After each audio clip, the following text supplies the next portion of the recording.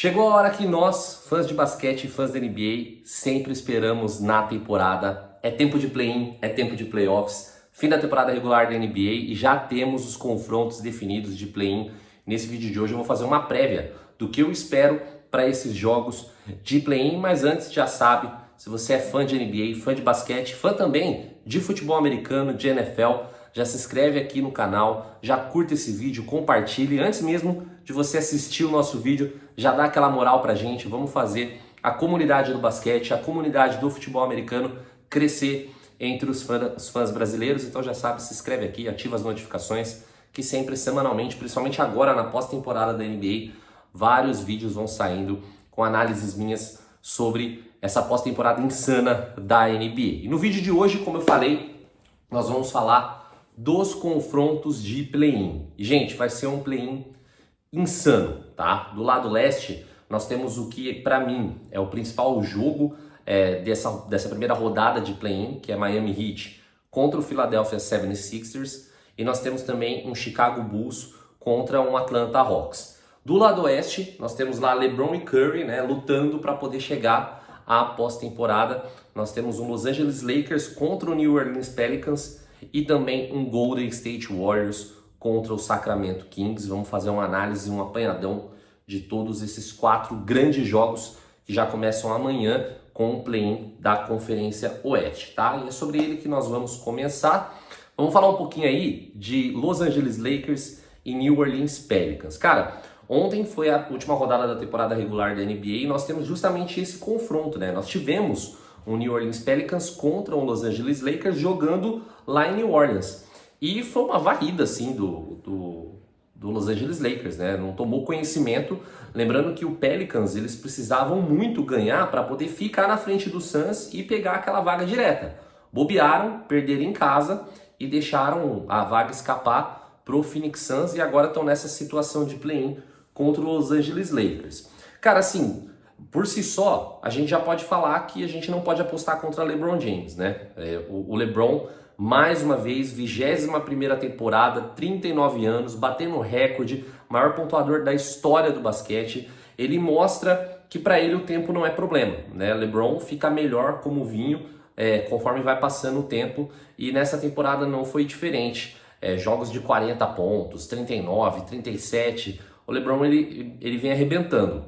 E então só por si só você já não pode apostar contra um LeBron James. Então você tem também um outro aspecto muito importante nessa temporada para os Lakers, que é o Anthony Davis saudável. O Anthony Davis foi a temporada desde que ele entrou na liga que ele mais jogou jogos, se eu não me engano, 60 e poucos jogos. Depois eu vou pegar o dado correto para passar para vocês, mas foi a temporada que ele mais jogou na NBA. E a gente sabe que o Los Angeles Lakers, ele é um sem o AD e é outro sem o AD, né? Então, LeBron James, ele precisa de muita ajuda. O Lakers já tá jogando sem o Vanderbilt, que é uma peça fundamental na defesa, né? Apesar do momento bom ali do elenco dos Lakers, né? O D'Angelo Russell, que vem jogando bem, o Austin Reeves, que sempre entrega, né? A Hachimura entrando bem em alguns jogos também, mas o LeBron, ele precisa daquela ajuda que é o Anthony Davis, fundamental no garrafão, pega rebote, pontua. Então vai ser um diferencial para o Lakers contar também com o Anthony Davis, como contou já na temporada regular para esse jogo de play-in. Do lado dos Pelicans, o Pelicans para mim foi uma agradável surpresa, né? Muito se especulava sobre o Pelicans com relação à saúde do Zion Williamson. Então, se de um lado a gente tem a saúde questionável do Anthony Davis, do outro a gente tinha a saúde do Zion também sendo questionada. E essa foi uma temporada boa para o Zion, né? Uma temporada que ele conseguiu jogar. O Pelicans perdeu aí na reta final o Brandon Ingram, inclusive voltou ontem, né, no jogo contra o Lakers. Só que se esperava, eu até me surpreendi quando eu vi o Pelicans lá nas primeiras colocações do Oeste, né? Um Oeste que sempre foi muito disputado. Então conseguiu alcançar um lugar de destaque, mas foi derretendo ali nessa reta final a ponto de chegar no play-in. Ontem, como eu falei, foi um teste de fogo para os Pelicans, né? Então os Pelicans jogando em casa, CJ McCollum, Brandon Ingram, Zion Williamson, Jonas Valanciunas, não conseguiu parar o poderoso Los Angeles Lakers. E tinha motivação para jogar ontem, né?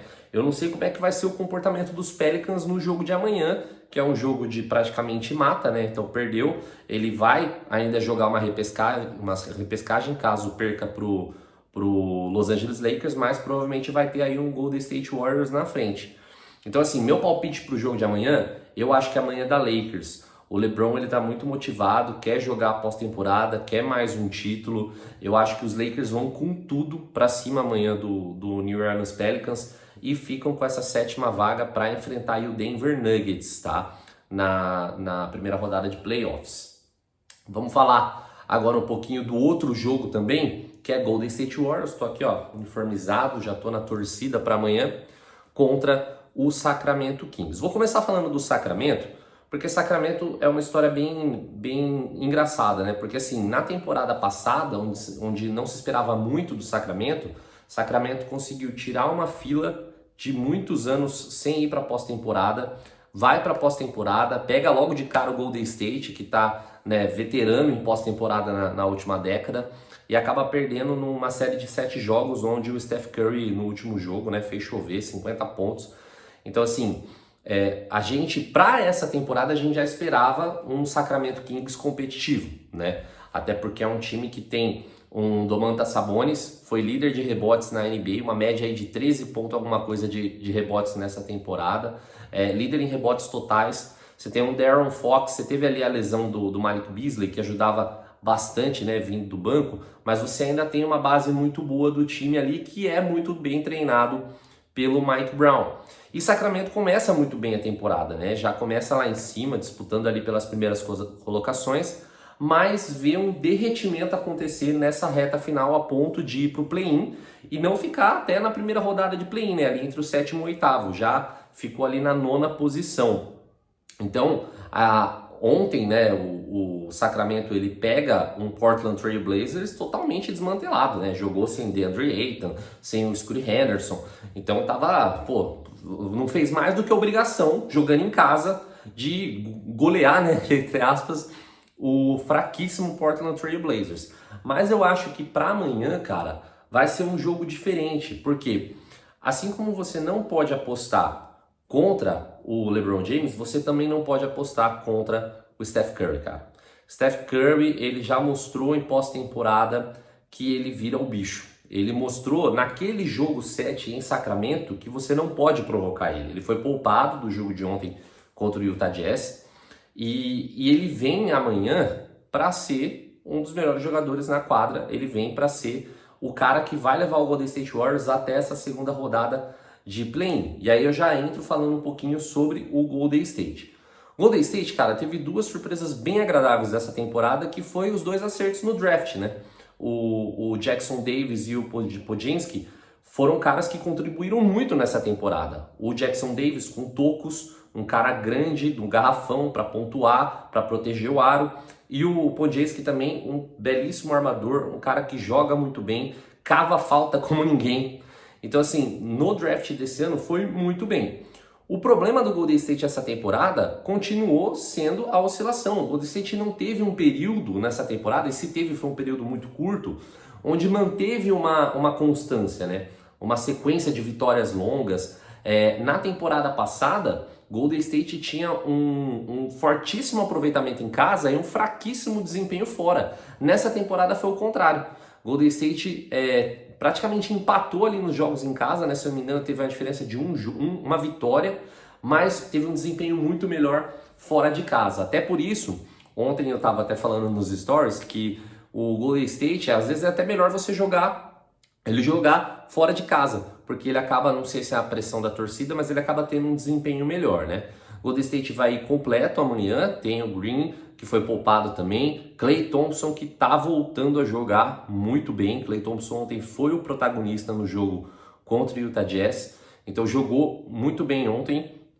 Jonathan Kuminga voltando de lesão, ontem jogou praticamente o jogo inteiro contra o Jazz, mas não foi aquele Kuminga que nós estamos acostumados. Chris Paul jogando bem. Então assim, meu palpite para amanhã, Golden State Warriors. E aí depois a gente faz um outro vídeo para falar sobre a segunda rodada do play-in. Então amanhã para mim no Oeste passa Golden State e o Los Angeles Lakers. Muito time para falar.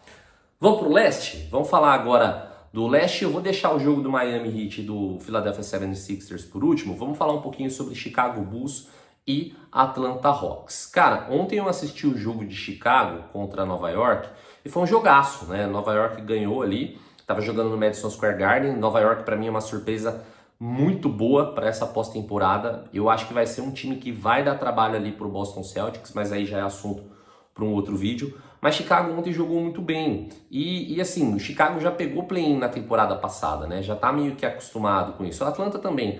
Mas eu vejo que entre os dois times, eu vejo o Chicago mais encorpado.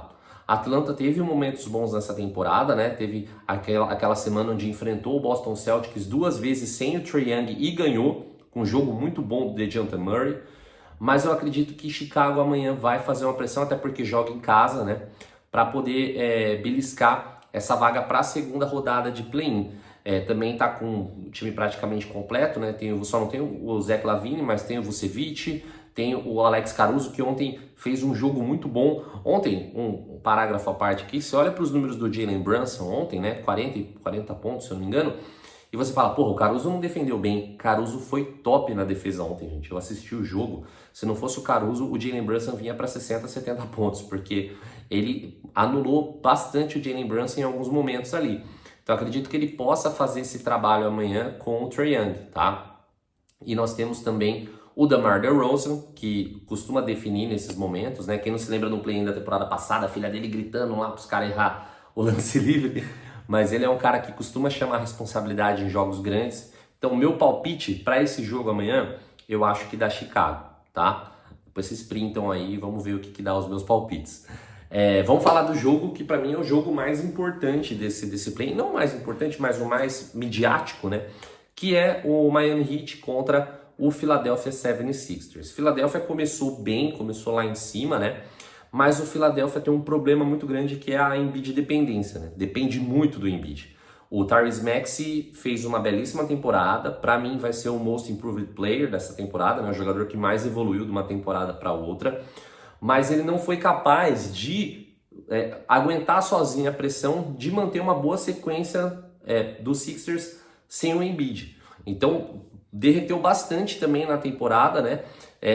A sorte assim, entre aspas, né? Muita gente até duvidava da saúde do Embiid quando ele voltou agora para essa reta final de temporada, mas ele volta e ele ajuda o Philadelphia numa sequência de vitórias para poder ficar com esse 7º lugar aí e poder jogar em casa contra o Miami Heat na quarta-feira.